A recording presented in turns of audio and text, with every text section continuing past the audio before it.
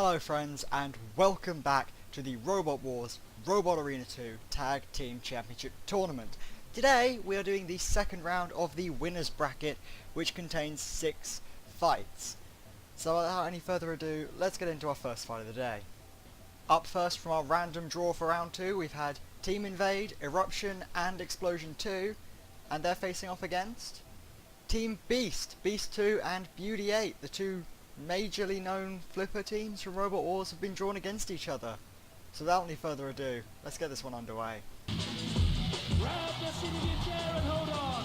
It's Robot Wars, and we're looking for some carnage today. Thank you, Jonathan, for that introduction as always. And the fight begins. The same flipping attack pattern as always. Very aggressive early on, with both of the featherweights been sent flying through the air.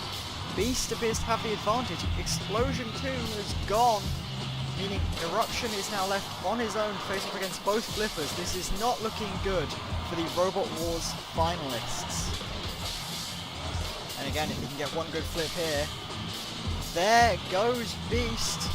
Now it's only the featherweight machine left. This could still go either way, and it will! All right against the wall. Very nearly Team Invade winning there. Going for their patented up and over the wall. See if they can recreate that again with the featherweight. And Beauty sent flying right against the wall, but I believe still in. No! The crash down must have broken something because the back wall glitch has deemed Beauty 8 immobile, which means Team Invade are going through to the next round. Let's move on to our next fight. And up next, the random draw has drawn Team Riptide, which is Eric and Overdrive, up against Team Kodox, Can Opener and Minor Tom. Let's get this one underway. 3, 2, 1. As this fight begins, you've, I suppose, got to favour Team Riptide. They've got the heavy damaging spinner, and they've got the powerful flipper, and Minor Tom has already been immobilised. Once again, a high flip leads to damage on the way down, immobilising them by the back wall glitch. Hopefully for any future tournaments. Overdrive also eliminated by the back wall glitch. As I was then about to say, hopefully for future tournaments I'll find an arena that doesn't have a glitchy space like that. Can Opener has taken some damage there on what is now the underside. And Eric now stuck between the pinchers. Can Opener gaining serious points and doing some damage. Eric's trying to push in there, unable to back away in part. The ramming speed allowing Eric to get underneath Can Opener. There you can see the damage done, the big grey blob in the centre of Can Opener. Eric able to get some flips in, unable to get under the machine from a standstill, needs to have a slight run up. And they've been paused on the drop zone too long. That is, I believe, a washing machine dropped on top of Can Opener, who's taken some critical damage. Although does have the pinchers locked in around the lifting jaw of Eric. Two robots split again. Eric fails to get a flip in. They're holding over the drop zone again. I do not believe we have anything else to drop on them. Now twisting around. Eric being pushed towards the drop zone. It's got the gripping jaws actually around Can Opener, although not really seeming to do any damage. Can Opener still gaining points according to the game, although I'm not seeing how. He's got a crushing arm bent out of place. Two need to separate, but I don't believe a 10 count is going to initiate while they're still spinning in circles. Can Opener has taken the major damage. Minor Tom was the first robot eliminated, only 1 minute left. If this goes to a judge's decision, I believe it is favouring Team Riptide right now. Both featherweights eliminated by the back wall glitch, although Minor Tom took a massive throw from Eric, whereas Overdrive was just sort of nudged into the back wall by Can Opener. As much as they keep spinning, it's really not going to give them a countdown to separate them, is it? 30 seconds to go. This may be all we get, just this spinning in circles unless something happens. Right now, the out-of-game external judges are favouring Team Riptide, whereas the in-game judging system and point scoring will give it to Team Kodox. I believe Team Riptide does have the true advantage, as Eric's locking jaw, which is the spiked teeth underneath the flipping arm, is actually over and holding Can Opener, whereas Can Opener's crusher isn't actually gripped around anything. That's cease called. By the external judges, Team Riptide win, although Team Kodox, fair play to them, they got the points, but that's just the advantage of having Can Opener's weapon in this game. Eric and Overdrive go through, Team Riptide are progressing. And for our third fight, the random draw has drawn Team Big Nipper, which is both big and little nippers, facing off against Team RCC, the heavyweight Mantis with the lifting crushing arm, and Valkyrie, the vertical spinner. Let's get this fight going.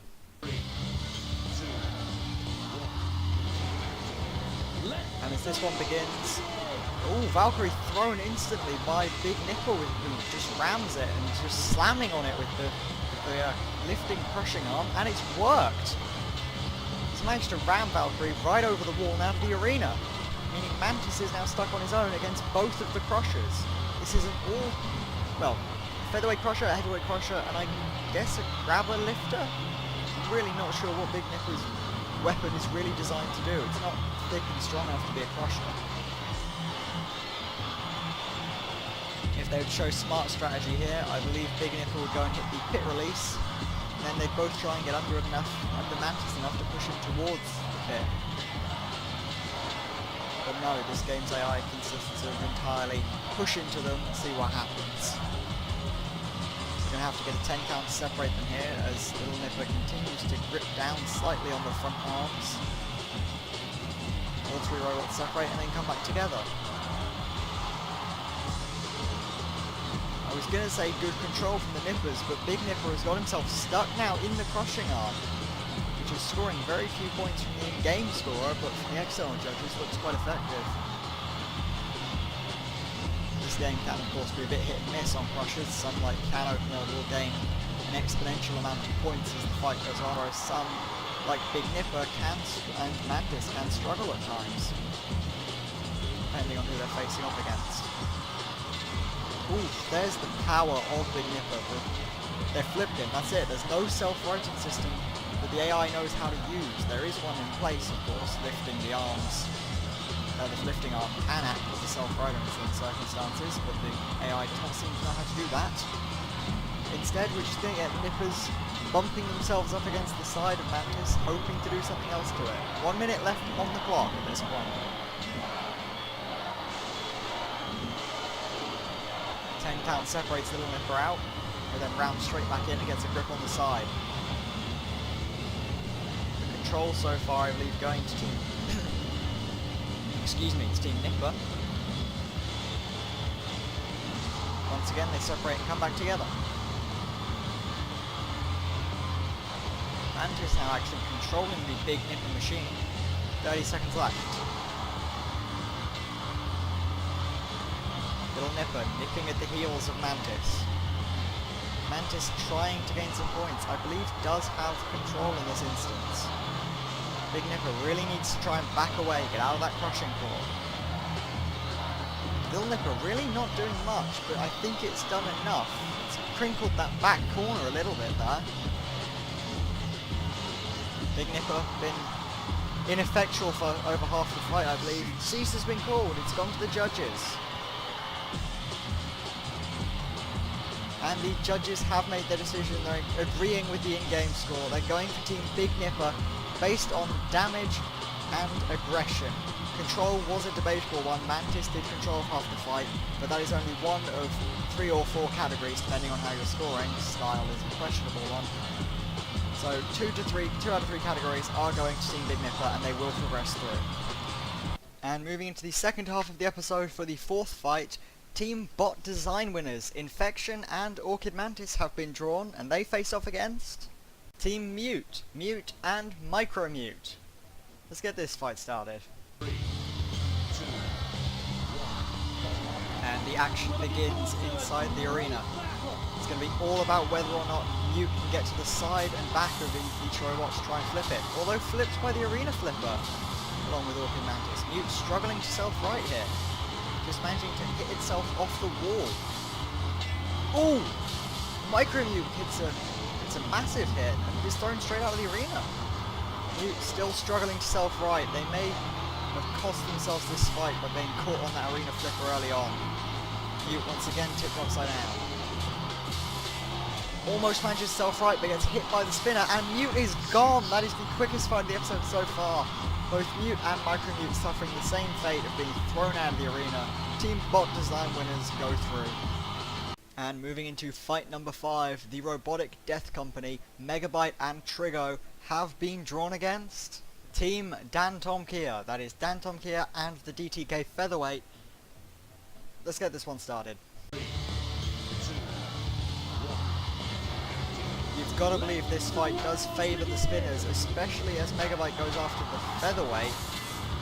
Dan Tom Kia thrown through the air, but actually managing to land right way up, unlike Mute in the previous fight. It's going to be all about whether or not they can get the flippers underneath the two spinners, but they're really struggling to right now. Even Trigo able to hold off the heavyweight Dan Tom Kia, although the Featherweight has actually got under Megabyte as I say that. It appears the smaller bot is actually proving more successful against this large spinner design. And Megabyte is gone. Megabyte has eliminated itself, essentially, by gyro dancing at the arena, and now Trigo up on its side. Once again, Featherweight DTK proving way more efficient than its heavyweight counterpart, although now it's caught. Dan Tom Kia making a mistake, throwing its Featherweight. Megabyte has managed to bounce itself back into the arena. They do need to be spinning down that robot. They are immobilized. Possibly able to still cause damage. Dan Tom Kia once again thrown upside down. And apparently not able to self-right. Ooh, the armor has come off of the DTK Featherweight entirely, and now they're in serious trouble. Dan Tom Kia is stuck upside down. DTK has lost all of its armor. It's now basically a flipping arm on wheels, and it's stuck upside down in the corner as well. Dan Tom Kia in trouble. Is that flipping arm broken, I believe? Featherweight just bounced off of the actual, the still spinning Megabyte in the corner. No, that flipping arm is still functional on Dan Tom Kia. They're just not actually able to self-fight with it. And now they are entirely stuck. No! Trigo has freed them. This fight will continue. Freeing Dan Tom Kia may have been the biggest mistake they've made, and it was. Trigo eliminated. Team Dan Tom Kia go through because of the mistakes of the Robotic Death Company. That is a lucky win, but a win is a win. And for those of you keeping track, that of course means that our final fight of the episode and the final fight of the winners bracket round 2 is Team Cassius, Cassius 3 and Little Hitter against Team Malice, Rybot and Speedwave. Let's head down to the arena. This will be an interesting fight, as is everyone involving Team Malice.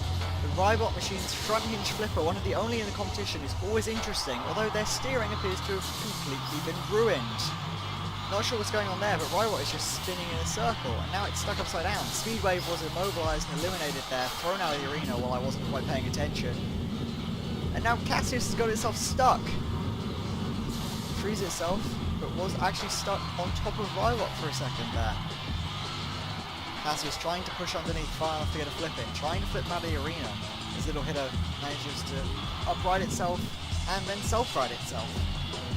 Rybot upside down, that flipping arm must be broken. Some serious damage from last round must have carried over. Their steering was gone and their flipping arm is gone. And that's it. I take back what I said. Team Malice's fight was rather strange to watch rather than interesting. Team Malice, Speedwave quickly thrown out by Cassius, and Rybot just did not work. Perhaps some residual damage from last round, who knows? But that is our final fight of the day done.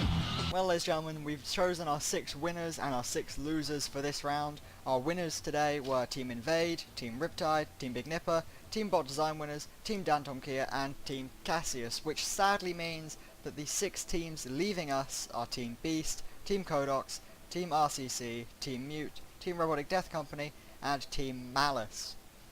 And with that, it's goodbye from me, and I'll see you next time for the second round of the losers bracket. Goodbye.